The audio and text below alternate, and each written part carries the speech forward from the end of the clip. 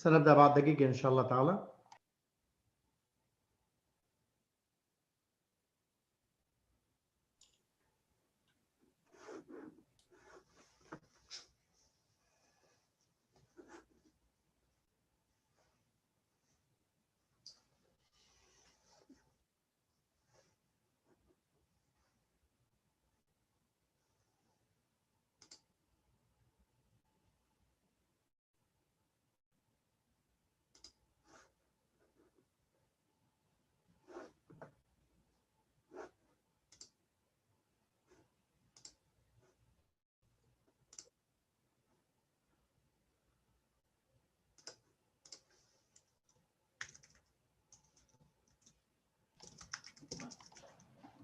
بسم الله الرحمن الرحيم، والصلاة والسلام على سيدنا محمد وعلى آله وصحبه أجمعين.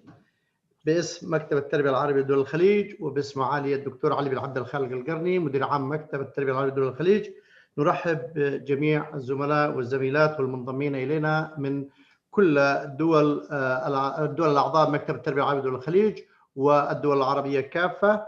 نرحب بكم إلى فعاليات المكتب الممتدة منذ أكثر من 5 أشهر، تنوعت ما بين السياسات التربوية والتعليمية إلى التطبيقات إلى الممارسات، وتنوعت أيضا ما بين فعاليات إقليمية، فعاليات محلية، فعاليات دولية. وأيضا حرصنا تماما على أن تكون كل المؤسسات الفاعلة في المجتمع التربوي من اليونسكو إلى الOECD إلى الIAE إلى الIste إلى الأمم المتحدة إلى دول مجلس التعاون الخليجي إلى الوطن العربي إلى الألكسو الأيسسكو. كان هناك تنوع في فعالياتنا خلال الفترة الماضية، تنوعت وامتدت بامتداد الكرة الأرضية، وتنوعت وامتدت بامتداد أيضا المساحة التربوية الشاسعة والكبيرة. وهذا الفضاء الرحب مكننا من الوصول من المشرق إلى المغرب، وأيضا مكننا من الوصول إلى كل الزملاء والزميلات في كل أقطار الوطن العربي. نرحب بالجميع.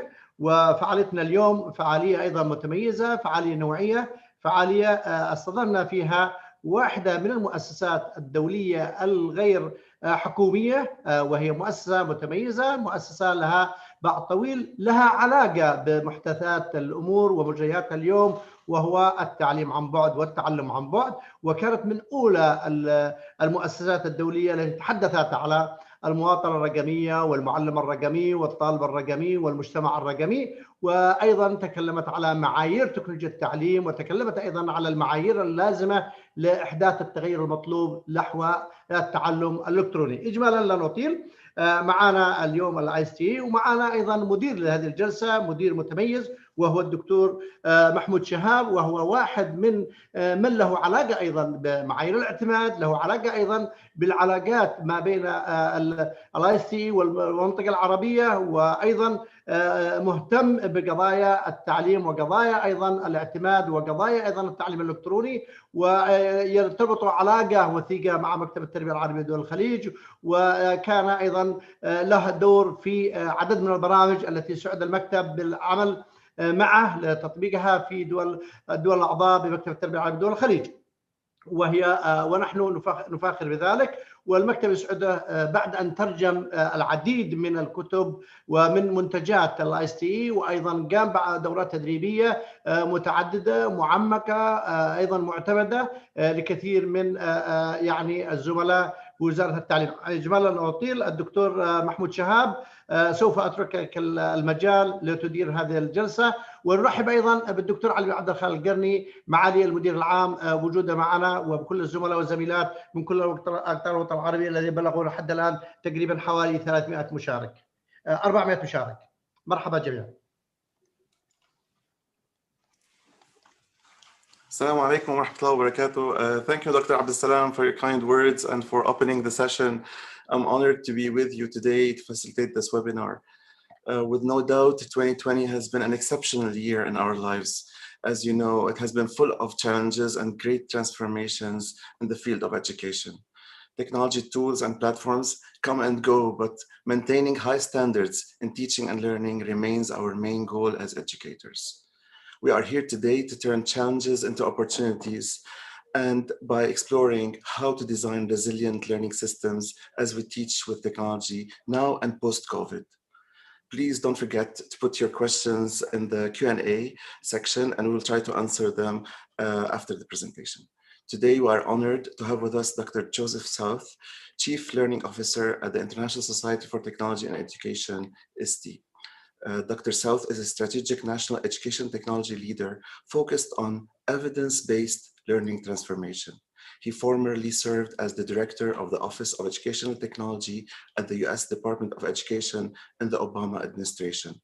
He also worked on a cross-governmental team to bring high-speed broadband, interactive devices, professional development for educators and leaders, and high-quality, affordable digital content to US classrooms. He is a strong proponent of the active use of technology by learners. Dr. South has led learning product development teams at startups, museums, nonprofits, corporations, and higher education institutions. He has also directed a host of learning programs and consulted on projects in China, Korea, Mexico, South America, and the Middle East. Without further ado, I will leave the mic to Dr. South to tell us about designing resilient learning systems as we teach with technology now and post-COVID. Please go ahead, Joseph. Welcome. Thank you so much. It's such a pleasure to be here. I really appreciate the invitation. We have been working with ABEGS for many years. We're actually a very close partner with them. And I've been working in the region for a long time. And so it's really wonderful when I got the invitation from my friends in ABEGS to participate with you. And I'm excited to be sharing this information with you today. So just a little bit of background on Iste. Iste's vision is to accelerate innovation in teaching and learning through the power of technology. We've been around for 40 years. We reach hundreds of thousands of educators around the world. And we are an NGO, and we reach our audience in a variety of ways. We have professional learning experiences. We have a seal of alignment for ICT products to show which products follow the standards and which ones do not. We put on events. We have a publishing arm, and then we provide a membership, a year-round membership. So we just finished our annual conference. We, of course, made it a virtual conference this year. We had over 13,000 online attendees from 94 countries all around the world participating. I hope some of the people on this call were able to participate in our virtual conference. It was exciting to actually walk the walk, as it were, to take all the things that we've been telling everyone you should be doing when you do online learning and apply those ourselves as we did our annual conference. Our next conference is the last week of June. It's scheduled for Texas, and we're going to be doing a hybrid conference. And God willing, we will also have a face-to-face part of that conference as well. We'll see. And so, as was mentioned previously, Iste provides the Iste Standards. These standards are used to not as a curriculum standard, but as a supplement to curriculum standards. And really, it's a set of competencies of how to use technology effectively for teaching and learning. The student standards have been translated into Arabic. We also have educator standards and leader standards, and each one outlines how we can use technology in transformative ways for teaching and learning. One of the changes that has come about because of COVID is Iste's certification program is now fully online. So we created a program about 2 years ago when I got to Iste 3 years ago. And about 2 years ago, we created the Iste certification program. And this is an opportunity for educators around the world to become certified in the Iste standards. And because of COVID, we've been able to convert that to a fully online program. So any educator around the world can become certified in our standards. Another brand new announcement is we have created a number of guides about artificial intelligence and how to teach it in the classroom. And so these guides are free, and we've translated them into Arabic. So if you're interested in learning how to, having several projects you can do to teach artificial intelligence in the classroom, you can use these guides. You can find them at iste.org/AI, and they're free to use. There's no charge. And it's just part of what Iste does to help educators on the cutting edge of teaching and learning to do better. So I want to turn my remarks today about the current climate that we're in, what the challenges we're facing, and what we might do, not just now, but after the pandemic as a result. So everywhere I go, people are asking this question: how do we make school work remotely?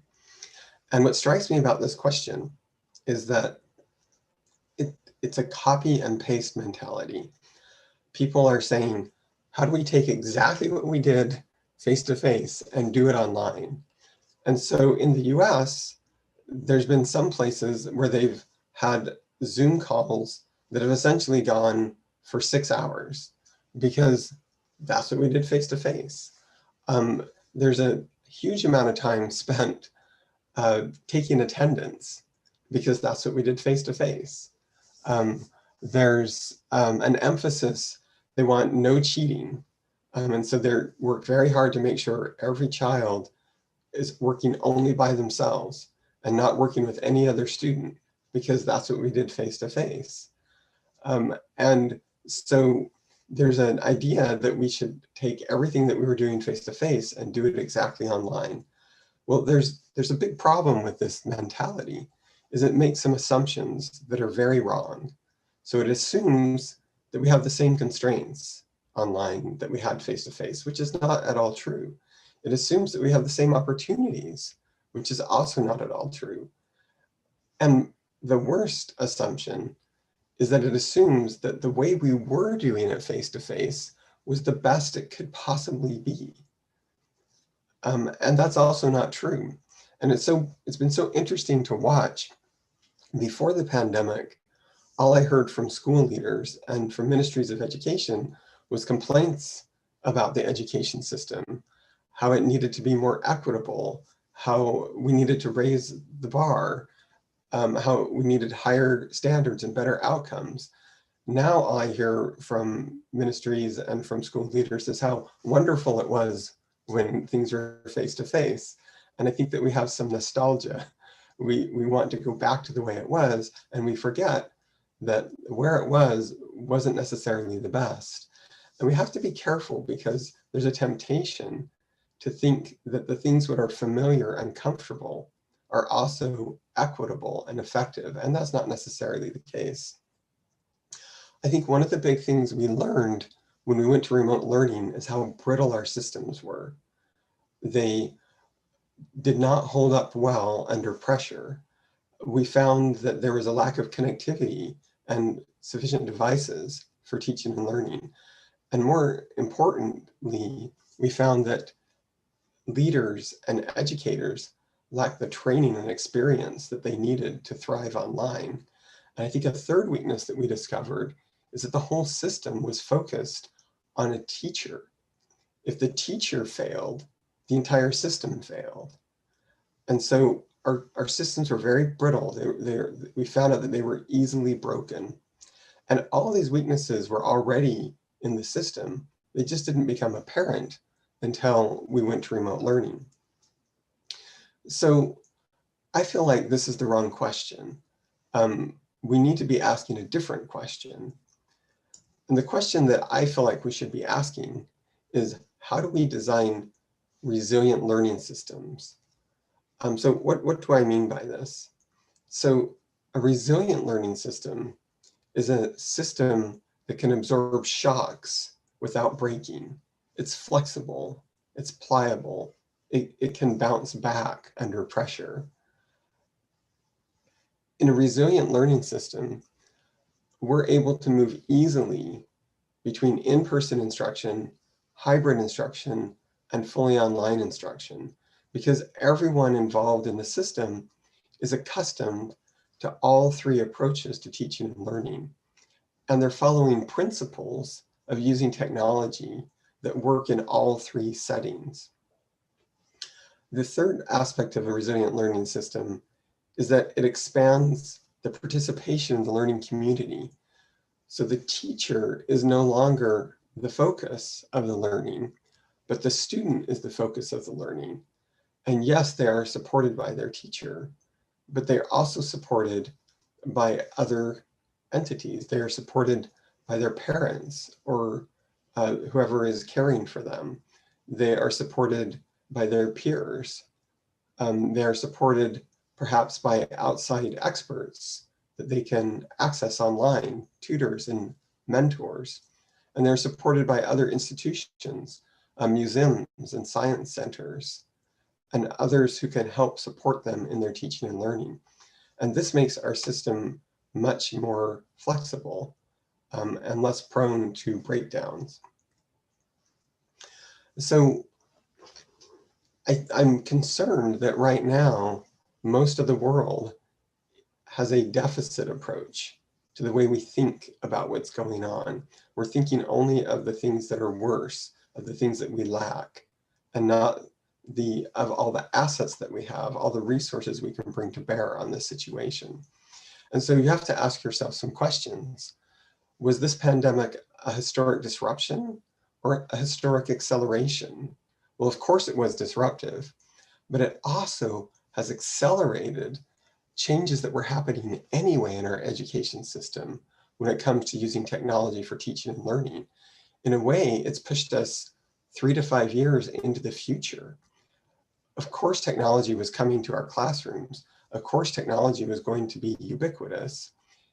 This is just faster than we anticipated it. And while no one would recommend that we make the change as fast as we made it, we're now in a future place. And we need to think about what we can learn from that.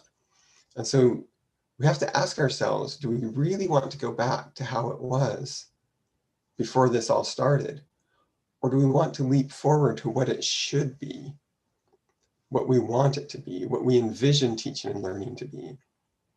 And third, how do we build on what went well? Now, when I talk about what went well during this time, some people are shocked because it's hard for them to think of anything that went well during this very, very difficult time. But I've noticed a few silver linings. So in English, we have a saying, every cloud has a silver lining. And I understand in Arabic, there's a similar saying, every delay has its blessing. So what are some of the silver linings, or what are some of the blessings that have come from this delay? Almost every educator I talk to says they have better relationship with the parents of their students than they've ever had, that they know them, that they coordinate with them, and that they're more involved than they ever have been. Well, we don't want that to go away. We want that to stay when this is over. The baseline of what teachers know when it comes to using technology has been lifted. And I know it was a huge stretch for teachers, and I know some teachers are really struggling, but across the board, every teacher in the world is now more prepared to use educational technology than they were a year ago. How do we build on that? Students have more autonomy and ownership than they've ever had before over their learning. I'm finding a number of students are saying that they actually prefer online learning. My own son tells me that he can't believe how much time he used to waste traveling back and forth to school and moving around the classrooms, building. Here, he can condense all of that and open up his time for other things that he enjoys. And he feels a greater sense of ownership over the things that he's learning and over structuring his time. There's been more attention to the whole child in teaching and learning. for so long, we focused only on the child's academics, only on the various subject matter areas. But we also now realize that we have to pay attention to their social and emotional state if they're going to be able to learn. Now, it's also true that we've lost many students. They just aren't showing up. There's students who disappeared from the system, and we must address that. And that is a big problem. But for those that we do have, we're able to reach out to them and think about all of their needs. We have much more flexibility in the time, the location, and the approach. That's opened up. You know, how often have we felt constrained by the four walls of the classroom? And now there are no classroom walls. We have new possibilities there. And then last, for many of you leaders, you have the full attention of the ministry, regional and local leadership on using technology effectively. And that's never been the case for many of you, to have this kind of attention saying, what do we need to do? How do we build this system? How do we move forward? So I do not mean to minimize the very serious difficulties during this time. The issues with reaching students with special needs, the issue of reaching transient students, refugees, the issues with some students not appearing. I know that we have very serious issues, but we also have opportunities as well. So if we're going to move this direction, the key is to put learning first and technology second. And this has been a concern of mine, is that because we had to stand up tools for teaching so quickly, and because we had to train teachers on how to use the tools have become the focus of our teaching and learning, rather than the principles of good teaching. We've lost sight of those, and we need to turn that around and ask ourselves first, what are we trying to accomplish? What is the best kind of teaching and learning we want to do? And then bring the technology to that. And we need to ask this question, whether we are face-to-face, whether we are in a hybrid environment, or whether we are fully online. And if we think about the principles, we will be more likely to use the tools effectively. And so this is an opportunity to rethink fundamental aspects of teaching and learning. So for example, you know, how do we spend our learning time? It's been very interesting that many teachers have chosen to spend the synchronous time they have with their students lecturing to their students. Well, if we rethought that a little bit, we realized that the teacher's lecture could be recorded. And then the time that we spend synchronously could be used for answering questions or working on group projects. And this is, you know, the idea of flipping the classroom, as you've probably heard of, but that's not what we're doing. We're mostly just lecturing during that time, but there's no constraint. There's no technological constraint that prevents us from using that time very differently. We can use space differently. Some teachers have students doing science and chemistry experiments in their kitchens. Now you have to be careful what you don't do anything dangerous, but they're using not only the child's home, but also their environment to do science. This is something they didn't have before. Relationships can be rethought. Now that students are online, they can reach out to experts, to museums, to students around the world, to work together. We can use very different learning resources. There's so many digital resources available that we can access. And then we can think about assessments differently. Instead of having students being isolated and trying to keep them from helping each other and calling that cheating, we can redesign assignments that require them to work together so that they can work collaboratively. And so working together is actually something we reward instead of something that we punish. So as we think about the current flexibility that we have, there's some opportunities here to do things that we've talked about doing for a long time. You know, how can we help students transition from becoming consumers of digital media to becoming digital creators, just by opening up the assignments that we give them. There's a second grade teacher who, when they asked her students to study for a quiz about the weather, she asked them to submit an assignment that would help the other students study for the quiz, but it could be any format they wanted. She didn't say how it had to be. Some of those students turned in videos, some of them turned in podcasts, some of them turned in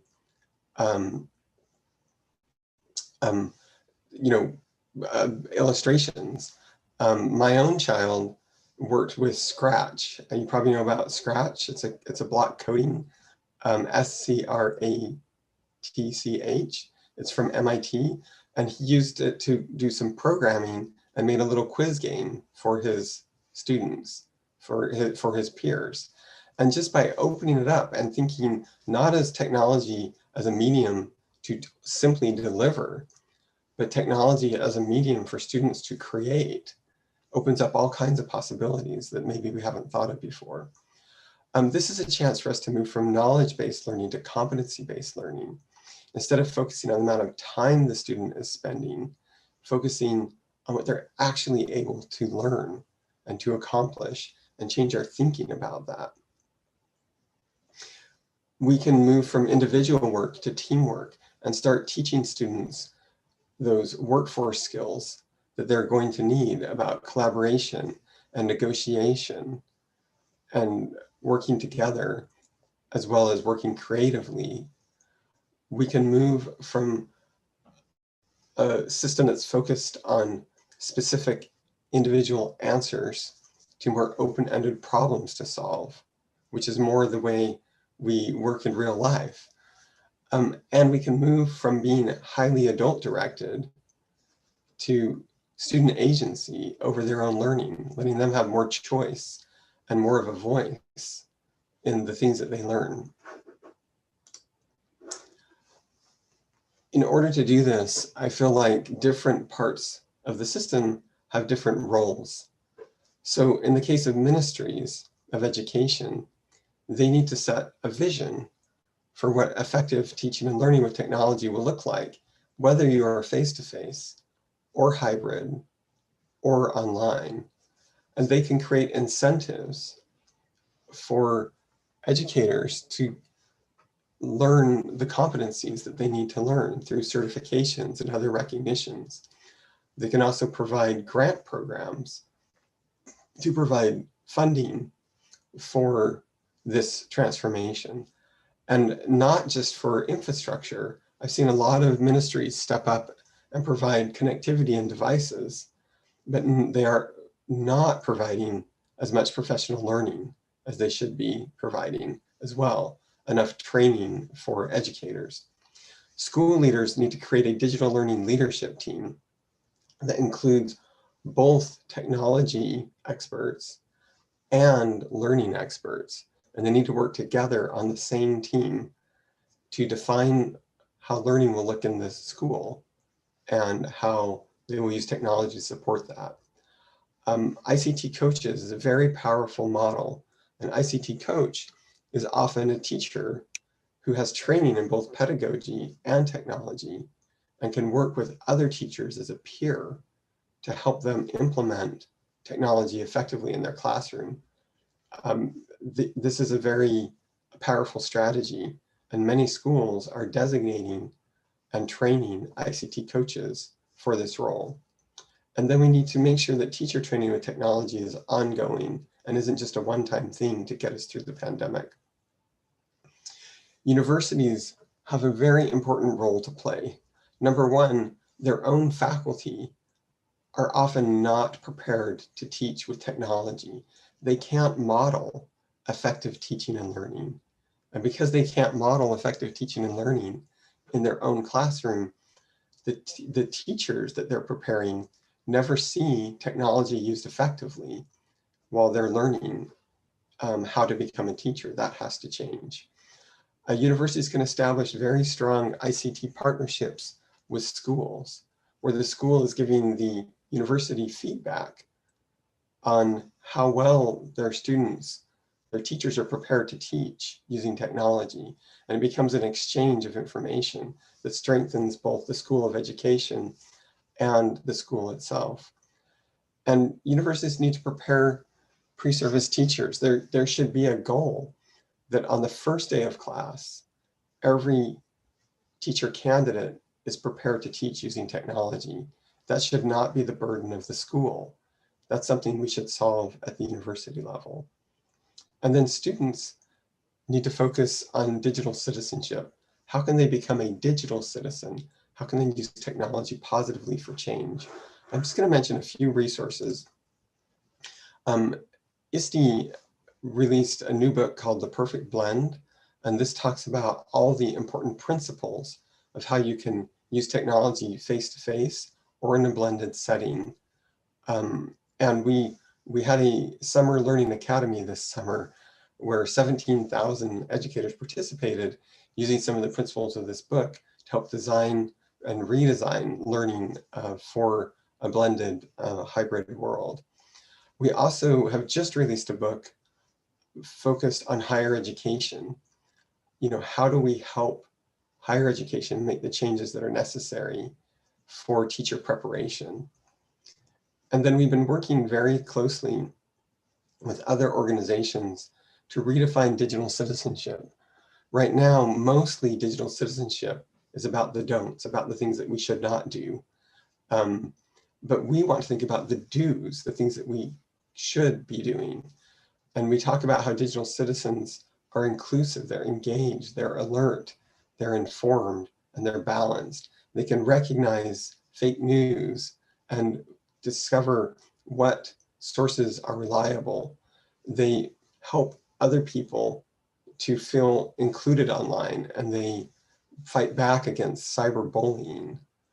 And they are highly engaged and able to use technology to make the changes that they want to see in the world. So if we think in this future tense, if we think about what we'll do with technology after the pandemic, we can imagine a new future. And there's lots of possibilities here. Some that come to my mind are, you know, what if students were digital creators? What if that was a central part of the teaching and learning, their ability to create, to solve, to communicate?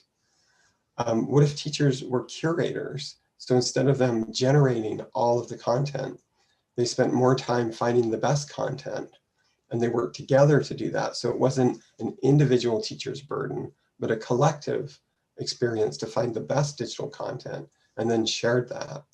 And then what if we could make learning personalized for each learner? This is going to be really important, especially knowing how far students are behind. Every student will be at a different place after the pandemic.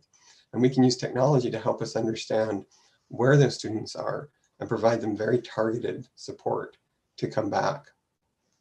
So I hope that you'll be able to really think about what role will you play, not just during the pandemic, but to make sure that the best ideas that we have are here and remain after the pandemic, and that the systems that we're building are resilient learning systems that work whether we're face-to-face with technology, hybrid with technology, or fully online in the future.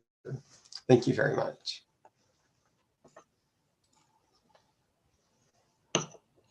Thank you, Joseph, for this very interesting presentation. And I'll try to pass on some questions from the participants. Joseph, if we look back when you served as director of the Office of Educational Technology at the US Department of Education, you developed national educational technology policies and formed relationships between the public and the private sectors to assist them basically to transition to digital learning. So if you imagine now yourself now back in this role, what could have been some policies and partnerships that you would have advocated for? Thank you. So I've thought a lot about that question during the last year. So I think there's a very important role that governments can play. So, first of all, the infrastructure is important. And where before, whether a student had access to a device at home was optional, and that is no longer optional. And so I think the government can play a big role working to create connectivity at home and to supplement access for technology so that every student has a chance to learn. But I think one of the missed opportunities in the United States is that the government did not focus enough attention and resources on helping educators learn to use technology effectively. I think we really needed to focus some of the emergency spending on that training. So I think that was also a missed opportunity. And then I think there's a great opportunity that the government had to work with universities and nonprofits to help define the curriculum that would work. So some governments did this. The state of Nevada, which is a Western state in the United States, what they did is they took what we call EdTech coaches, ICT coaches, around the entire state, and they would give them each an assignment. So one of them they assigned to look into math, and one into science, and one into civics, and one into language. And then they worked together to curate these resources, and then they brought them to the whole state. I think we could have done much more coordination like that nationally as well. Yeah, thank you for talking about the role of coaches, because one of the questions is about how this role of the educational technology coach has been transformed through COVID, or sometimes this role is not playing a major role in a school. How do you see it now with this COVID and online being transformed? And you know that Iste has the standards for coaches, and how do you think that this role is changing and developing? Well, so what we found is that this role needs to be professionalized. So usually somebody in this role is a teacher who either has a technology background or they have a teaching and learning background, but they're sort of weak on the other half. Either they're a little bit weak, they're strong in technology and weak on pedagogy, or they're strong in pedagogy and weak on technology. And so we need to define the competencies equally between pedagogy and technology, and make sure that this role is not just your tech support, that they're not just helping you make sure you know how to use your device, but helping you follow the principles of teaching and learning and using the Iste coaching standards to do that. And so the reason Iste created the Iste certification for educator in part was to create a certification so we could start to professionalize that role. And so what I hope to see is that ministries of education and universities will start to offer certifications for coaches so that that role becomes an integral part of the school. And in some of the larger regional entities in the US, they are making sure that there's a trained coach in every school in their system. And that was not happening before the pandemic. And now they're very focused on having that kind of local support for every school. Yes, thank you. Thank you, Joseph.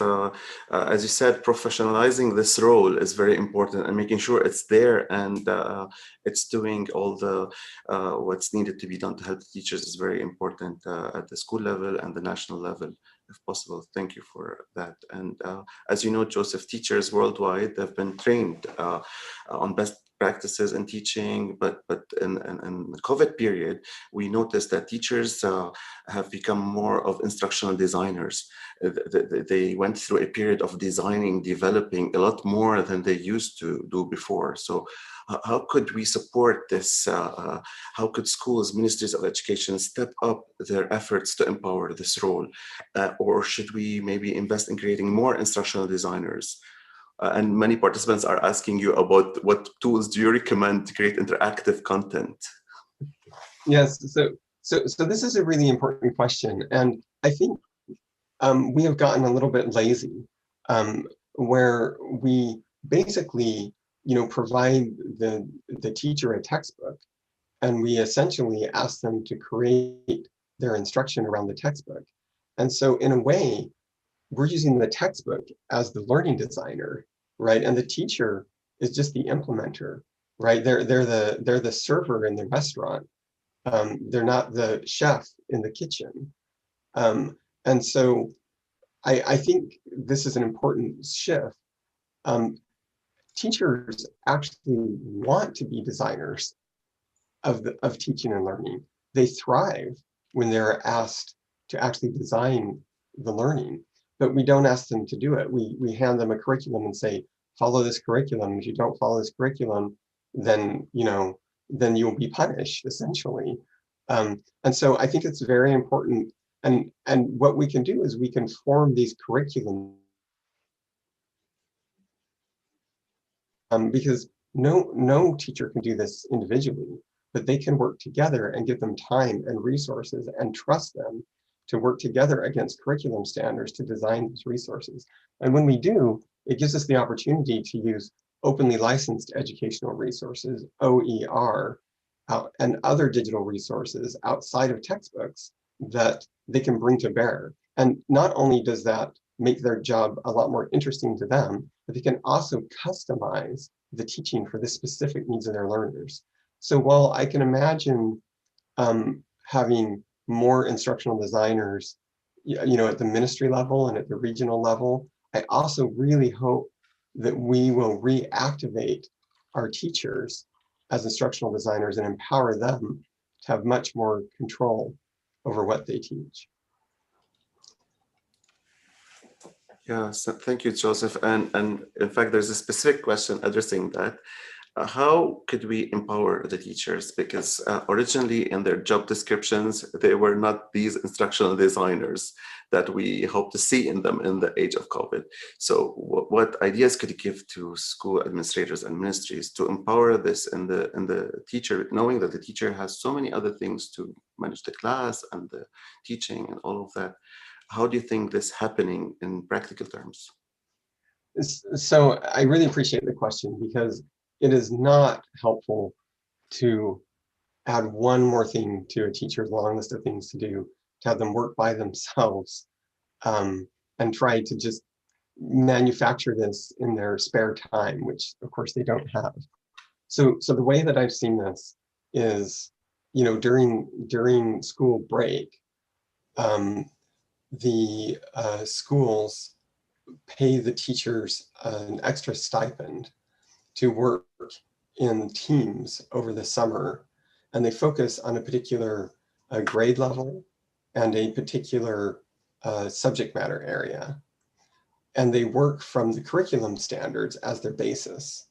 And they pool all of the resources that they have, which is very important because teachers have a lot of resources that they found that they don't necessarily share widely with other teachers. And so they pool all of those resources together.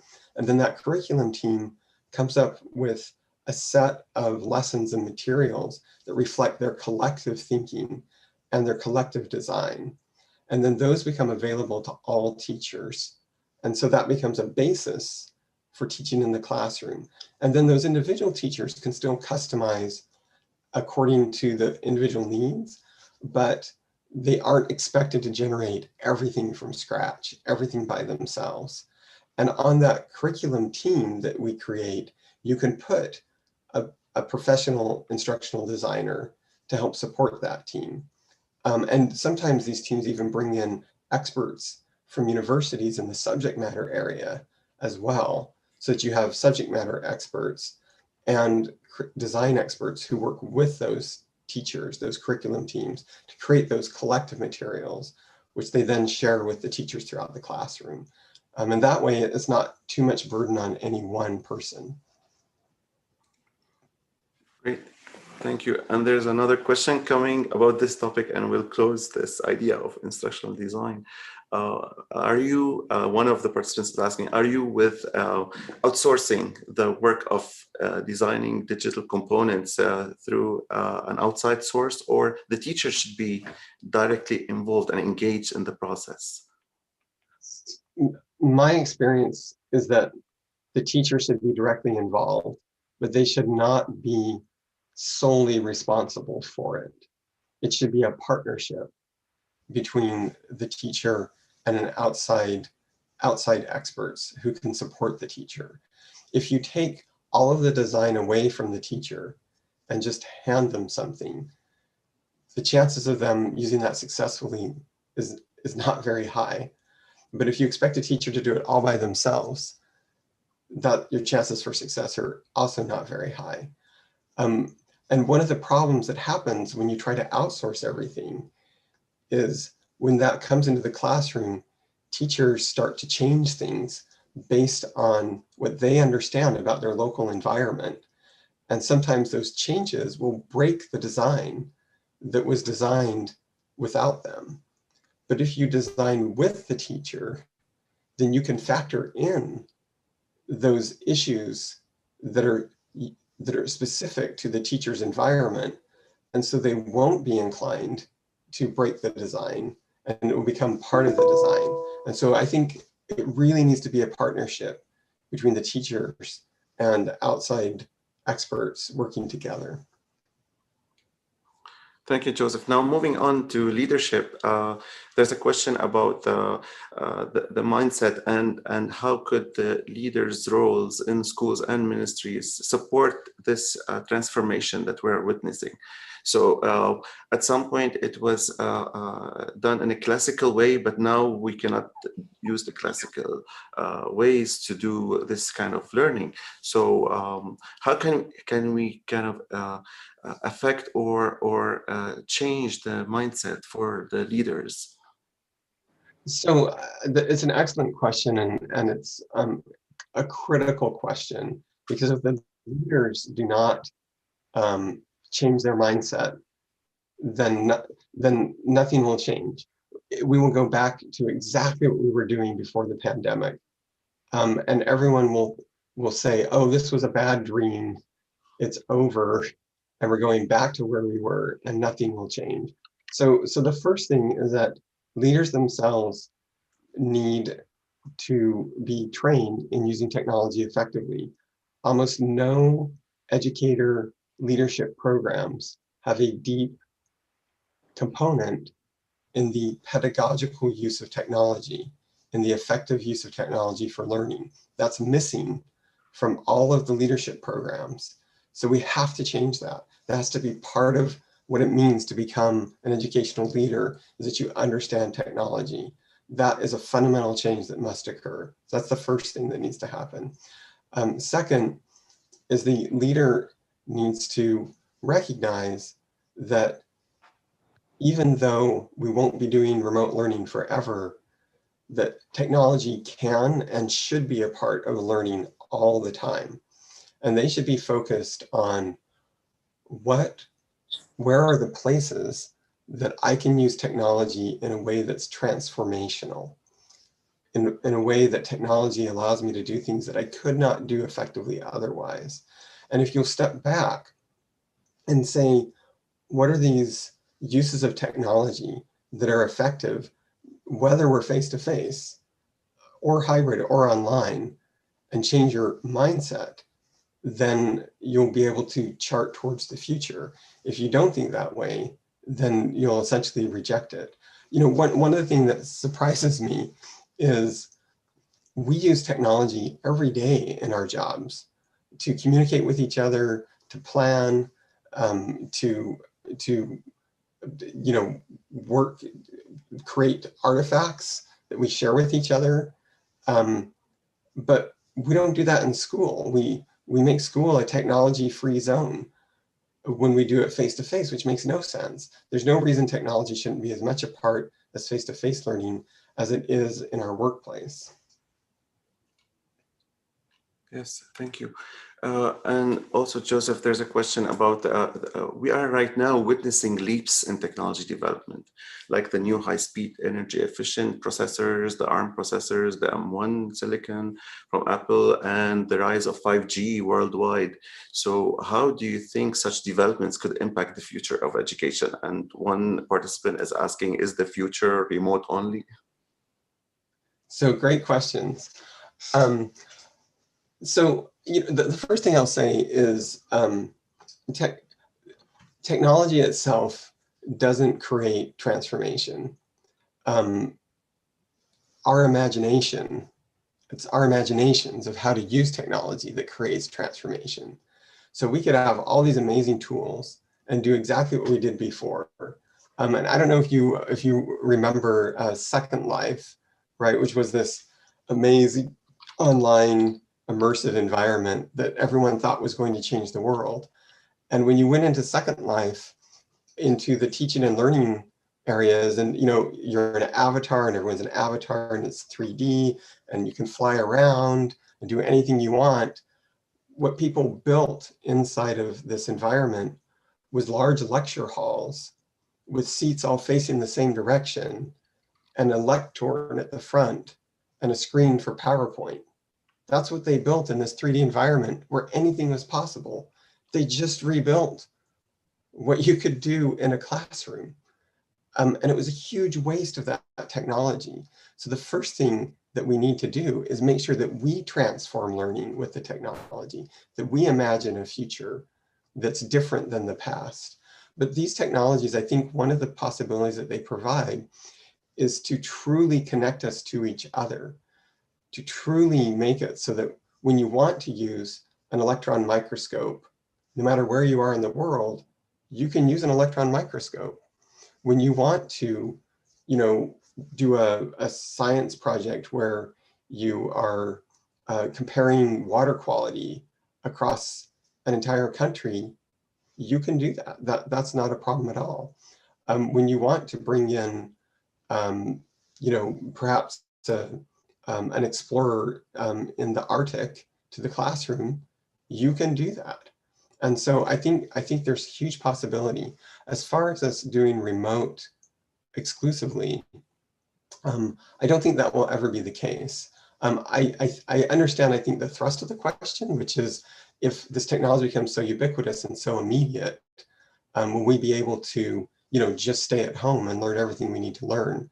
But I think because we are social creatures, it'll be a long time before the technology truly replaces that sense of being together that is so important to us emotionally. Yeah, thank you, Joseph. There's a question, and it's linked about to the relationship between schools and parents, schools and students themselves.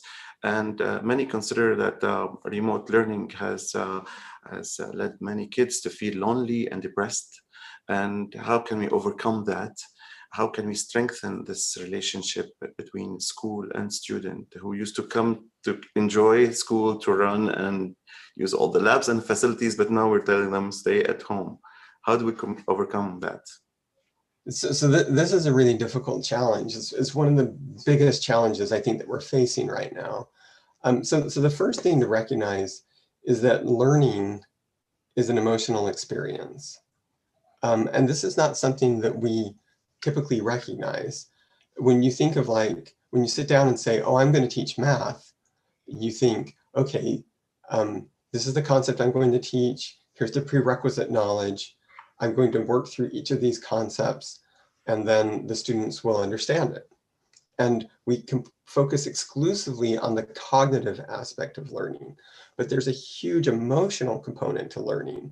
We don't ask ourselves, what about the student who is afraid of math? What about the student who's had a bad experience with math in the past? What about a student who's distracted because they haven't had enough to eat, or they have difficulties in their home environment? We don't ask, what is the emotional state of that student, and how is that impacting their ability to learn? So the first thing we need to do is recognize that all learning is both emotional and cognitive. Whether you're face-to-face or online, it's both. And so once you recognize that, then you don't do any learning that doesn't also address the emotional state of the learner.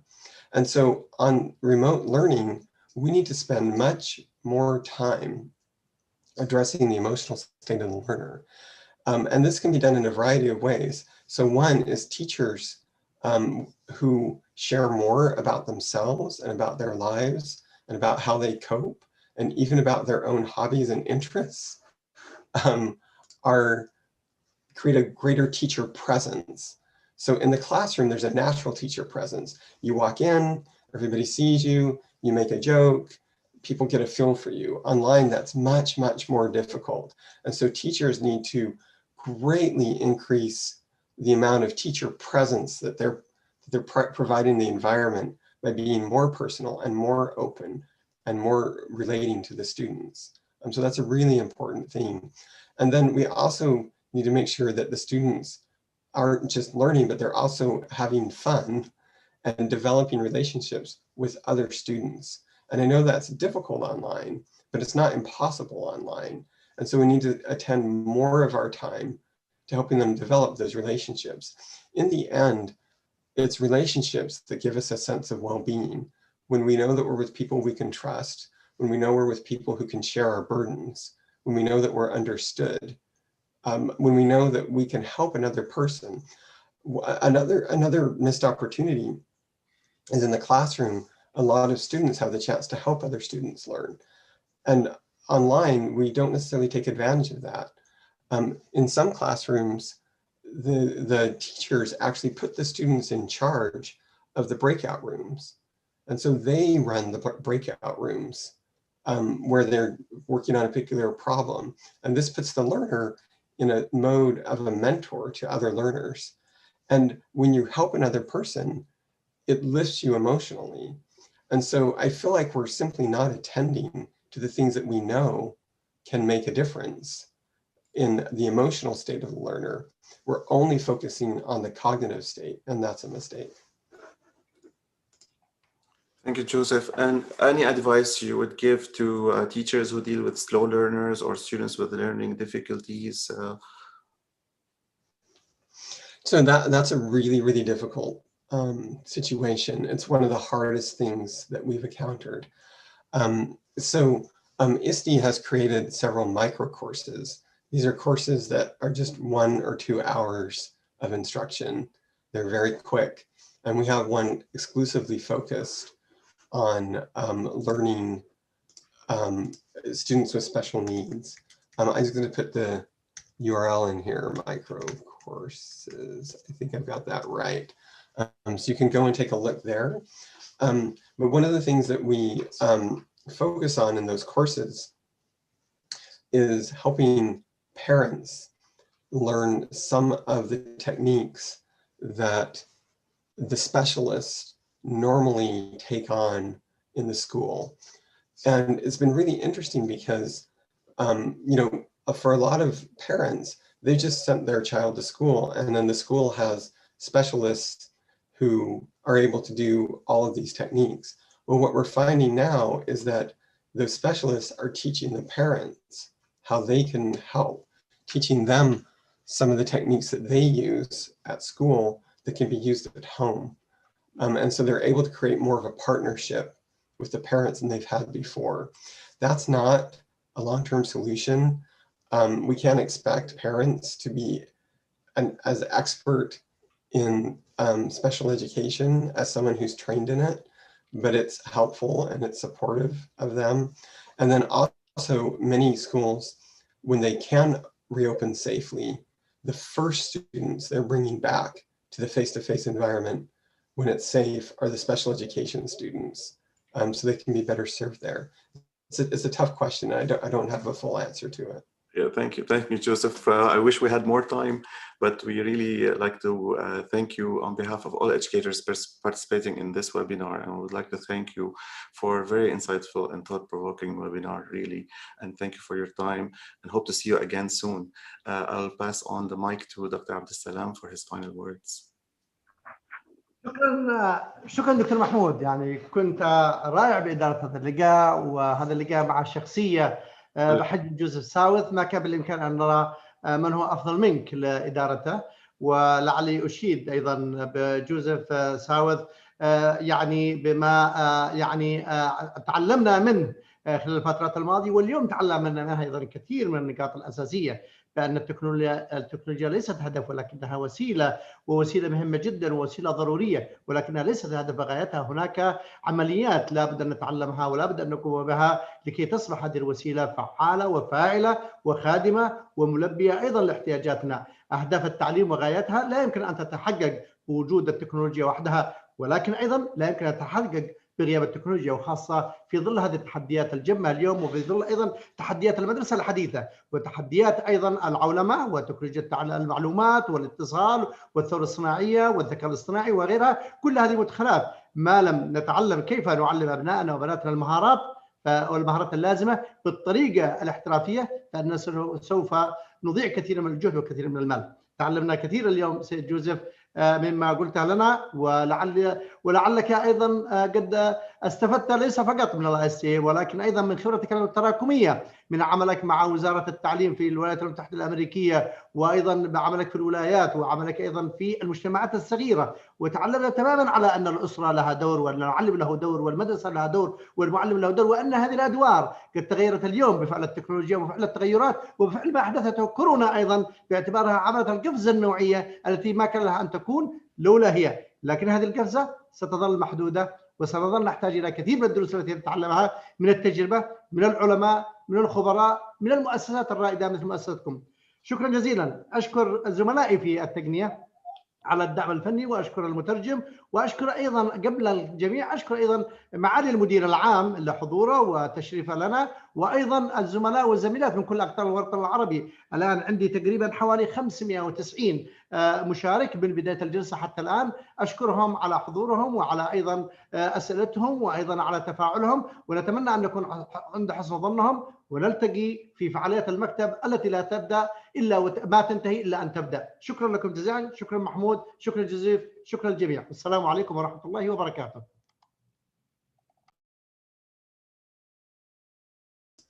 Thank you very much. Have a wonderful day.